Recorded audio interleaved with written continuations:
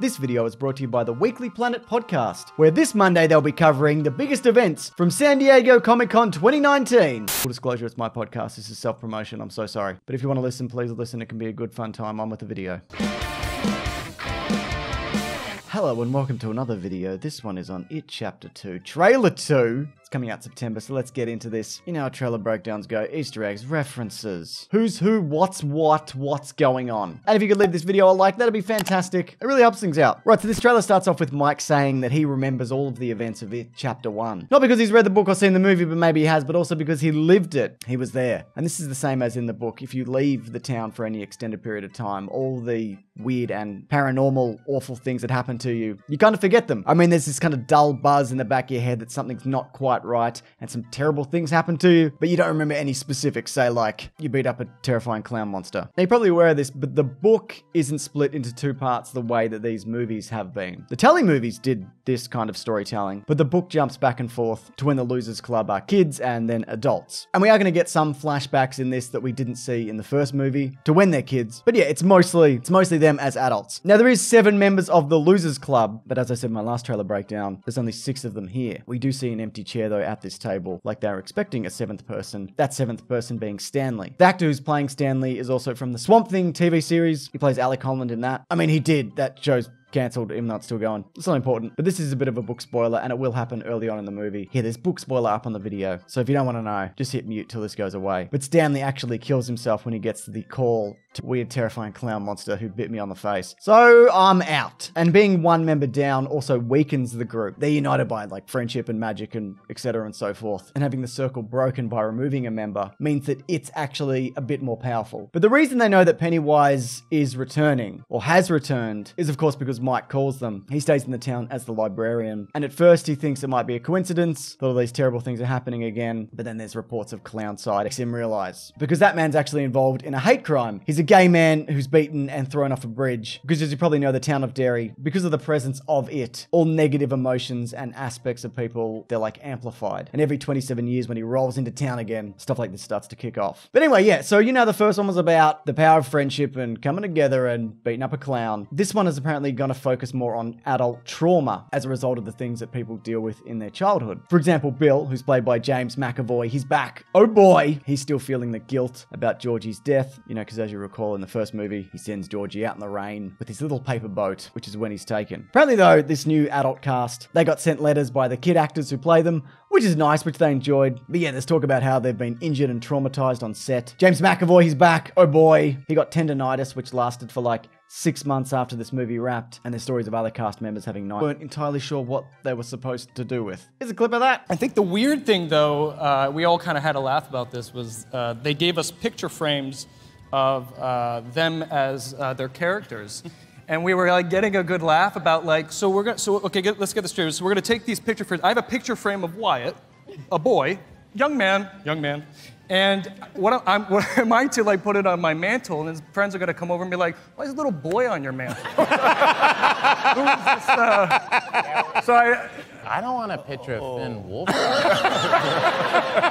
Also, apparently a lot of these guys, they altered their performance to mimic the child actors who play their characters, which is a fun little wrinkle. And speaking of fun wrinkles, Tom Hanks did a similar thing for Forrest Gump. The kid version of Forrest Gump, he's not doing a Tom Hanks impersonation. Tom Hanks is impersonating this kid. This kid invented the Forrest Gump voice. Forrest Gump facts. Anyway, as you probably guessed from this trailer and the previous movie, they certainly didn't kill it in the last movie. They cut its cycle short, and I think he or she or it, I talk more about what it actually is in my last trailer breakdown. You can check it out. But yeah, I think it might have pretended to be more injured than what it was. Yes, they stopped it, but that was more about breaking the cycle early than actually killing it. Anyway, the first real good look at it we get is in the Hall of Mirrors. I think this sequence is not in the book from memory. I have read it. It was a couple years ago. It's very long. It's like 1,000 years long. But yeah, I don't remember this specific moment. Also, who knows how much of this is real? Like, is this even a real kid? And what's with this moment with it with his tongue stuck on the glass? It's a weird effect. It looks like it's from Jim Carrey's The Mask. Anyway, we got a shot here where we get a few of the team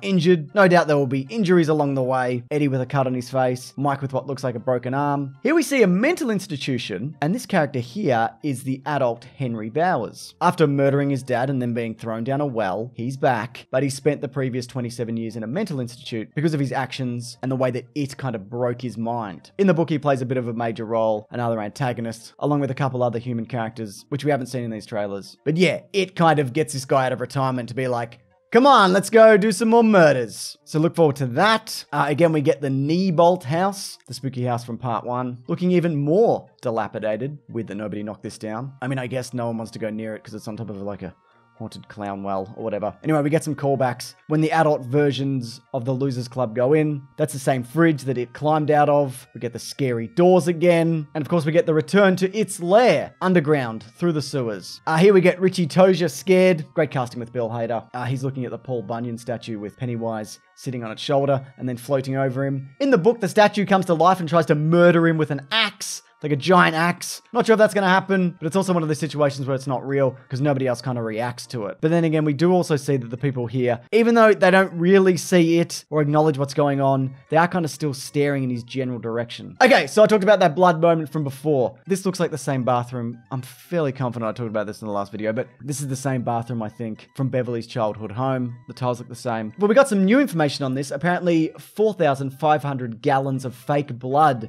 was used in this scene. Initially, the idea was they covered in it. Let's make this real, man. But the thing about fake blood is, by the way, 4,500 gallons, because you can't heat it, because it's this sugary, syrupy kind of substance that if you do heat it, it gets sticky and smelly and awful. More so. And apparently Jessica Chastain spends like the last where it looks like it is attacking Ben Hanscom. Might be one of those situations where they don't know what's happening to him. And then she looks in the mirror and she sees that, oh, look, if I look in the reflection, I can see it, and there he is. He's doing the attacking. But anyway, if you look at the cuts on his stomach, I think that might be Henry Bowers' name. Because if you remember back to the first movie, he was going to carve his name into Ben's stomach, and he only gets like one letter in. But in the book, that scar disappears, then reappears when he starts to remember his childhood. So yeah, I think that's just that again. Anyway, the trailer starts to wind up. We get underwater monster. These guys covered in dirt. Pennywise burying someone alive. It's all good stuff. Great imagery all around. Spooky times. And in this shot, in the previous trailer, I thought it was Pennywise. But then a few people turned me around on the idea that it's not, that it's actually adult Henry Bowers, whose mind's just so broken that he started putting on the clown makeup. But I don't think this actually is. This looks like Bill Skarsgård who plays him. And I think this might actually be a flashback to some of its origins. Now, it's like millions of years old and an extra dimensional being and so on and so forth. But this looks kind of the clown persona and imagery. Oh, and I just need to point out. Also in my last trailer breakdown, I said,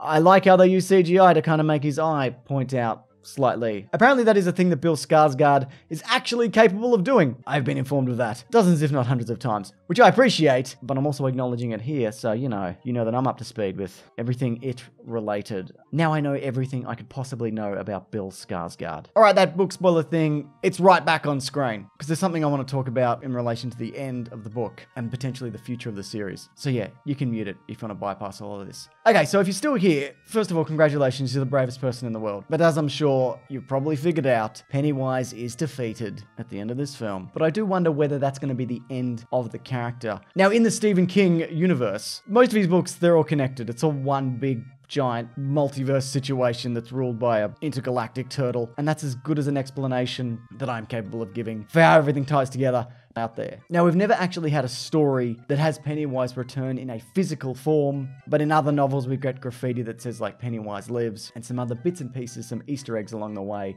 So I do wonder whether maybe it's the movie universe and the success of these movies which could kick off a third film and the return of Pennywise. This is all speculation, mind you, but money talks, baby! And you know what? I like the first movie. This one looks like it's probably going to be good. I'll take a third one, why not? But yeah, I think it's a really good trailer. I'm really looking forward to this movie. I know this might be controversial, but I think it's even spookier than that Cats trailer. You know, the one with Taylor Swift and like, Jason Derulo! Jason Derulo! But yeah, anything I've missed from this trailer? Also, it is Comic-Con weekend, you know that. There's going to be other breakdowns for more news that comes out of that huge Marvel panel, which I'm sure you're aware of. And also this Monday on my podcast, The Weekly Planet, where we talk movies and comics and TV shows. We're going to be talking all the big Comic-Con news. Bloody Top Gun 2, Terminator Dark Fate. You know, more of It, the movie It, the Marvel panel as mentioned. So that's linked below, and subscribe and leave a comment and all of those bloody things. You know what's going on. Anyway, thanks for watching this video. I appreciate it. Take care.